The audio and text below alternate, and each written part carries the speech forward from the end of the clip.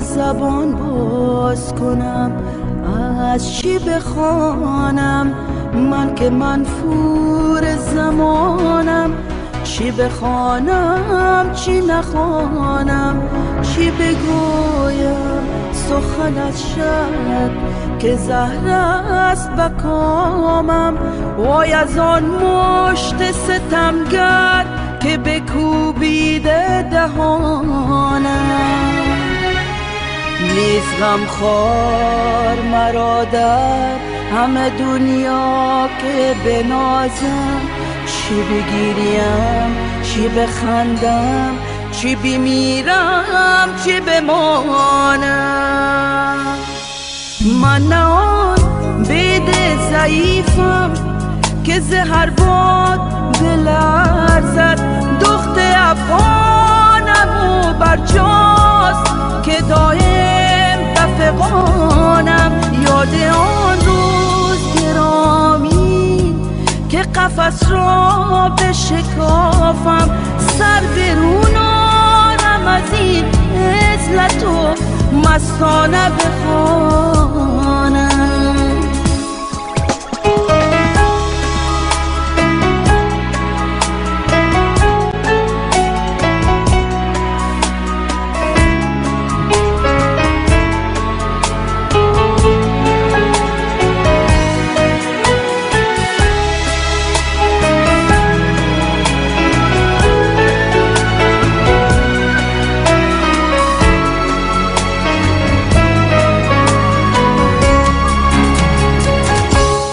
منو این کنج حسارت، غم ناکامی و حسرت که حبس ساده همومون بباید به دهانم.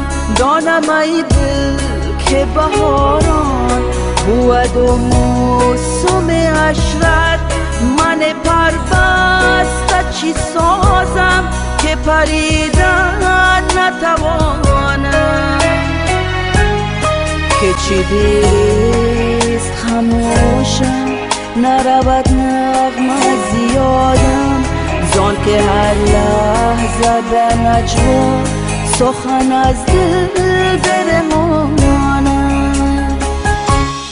من نه آن بید ضعیفم که زهر باد بلرزد، دخت افغانم و برجاست که دایم دفقانم.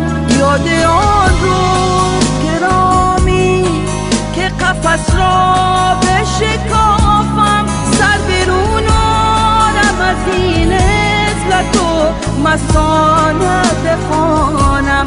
من نه آن بید ضعیفم که زهر باد بلرزد،